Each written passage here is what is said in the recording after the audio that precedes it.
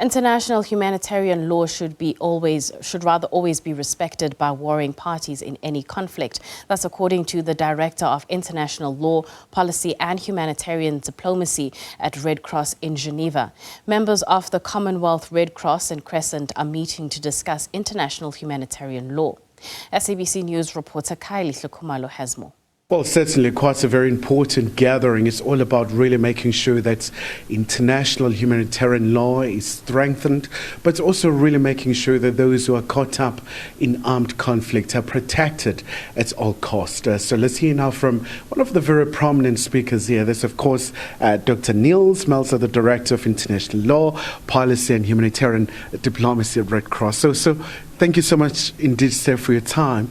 So a very important gathering, especially given the geopolitical tension that we see and so many civilians really caught up in these very ferocious conflicts. Maybe just the importance of today, Doctor. Tell us about the significance of today. Thank you very much. Yes, certainly today what we see is rising geopolitical tensions in the world that lead to friction, sometimes armed conflicts, other forms of violence. And in these contexts, obviously, we always have human suffering as a result. And that the humanitarian mission really is about alleviating those situations of suffering, preventing them if possible, and by not getting engaged in the political struggle, but trying to emphasize our shared humanity on both sides. And obviously, Doctor, I mean, these are very tough times in terms of making sure that you have the adequate resources that you need in terms of making sure that, the civilians are protected, especially those who are vulnerable, the non-combatants. In terms of your resources, I mean, how are you dealing with some of the constraints at hand? Unfortunately, there are never enough resources to cover the rising humanitarian needs. I think it's important to remind states, all the states that have ratified the Geneva Conventions, that it is also their responsibility to ensure that the bodies they have mandated, such as the International Committee of the Red Cross, to operate in war, that they also have the necessary resources to do so. And just once again, Doctor, I mean, from Gaza to Ukraine to Sudan, especially when you look at Sudan, I mean, it's the anniversary since the war broke out between the two warring forces. But obviously, without getting into that much, I mean, the African continent, I mean, the big challenges in terms of really making sure that they deal with these issues. But how do we make sure that the observation of the international humanitarian law becomes a priority, especially because when it's a conflict, it's very fluid, it's very unpredictable situation? I think we have to recognize, as human beings in armed conflict, we feel anxiety, we feel threatened, our survival instinct is being triggered. And so this can lead to escalations of violence. There does not need to be any malicious intent. It's a natural response. But it is one that can cause a lot of human suffering.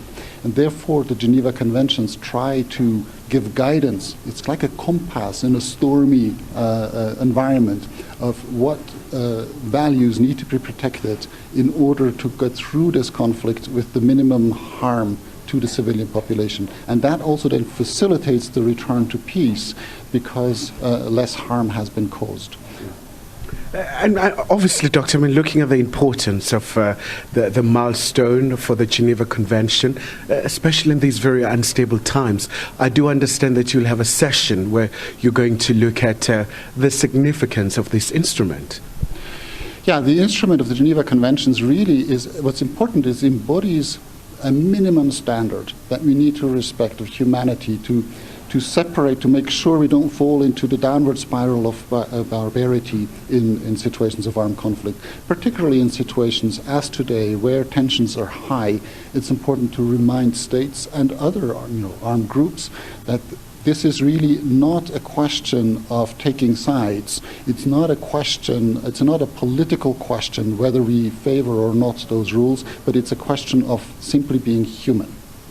And maybe just before I let you go, Doctor, tell us about your expectations over the next 5 days or so here in South Africa. I would imagine that it's going to be a very key opportunity to assess, to look at the areas of improvement and making sure that everybody's on the same page. Yes, the context of South Africa is a particular treat to us because this is a country that decades ago has gone through very deep tensions that could have led to armed conflict, but is a country that leads by example to show how we can overcome those tensions and lead into a better societal order without violence and conflict. And so it's the perfect setting for us to, in these troubled times, where we see again those tendencies that could go either way, that we can set an example, lead by example, and provide states and other stakeholders with guidance on how to overcome and go through this storm, geopolitical storm, in peace. All right. Doctor, thank you so much indeed for your time. So really giving us a snapshot about the importance of the 5 days to be spent here in Pretoria, but also just in terms of the role being played by these very all-important stakeholders. Khayelihle Khumalo, SABC News, Pretoria.